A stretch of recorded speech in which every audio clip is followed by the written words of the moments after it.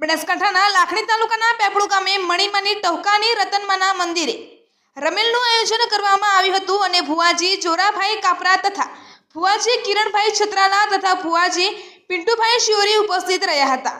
મોટી સંખ્યામાં આજુબાજુથી આવેલા ભુવાઓ તથા ભક્તો ઉપસ્થિત રહ્યા હતા ને આવનાર ભુવાઓને સાલ ઉઠાડીને સન્માન કરવામાં આવ્યું હતું।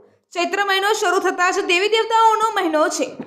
આ મહિનામાં ઉત્તર ગુજરાત ઉપરાંત સમગ્ર ભારતમાં મંદિરોમાં હવન તથા માંડવા રમેલ ઉપરાંત અન્ય રીતેથી ભક્તો દેવી દેવતાઓના ગુણગાન ગાતા હોય છે અને આશીર્વાદ લેતા હોય છે।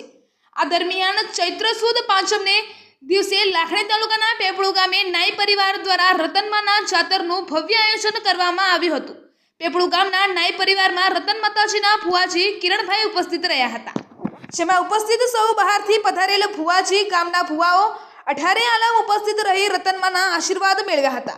સમસ્ત આયોજન પેપળુ ગામના નાઈ પરિવાર દ્વારા કરવામાં આવ્યું હતું, જેમાં સાંજે ભોજન પ્રસાદ લઈ બધા આખી રાત ભુવાઓ અને આવનાર કલાકારો દ્વારા હાલરિયા ગાઈ દેવી દેવતાઓના ગુણગાન ગાઈ માતાજીના આશીર્વાદ લીધા હતા।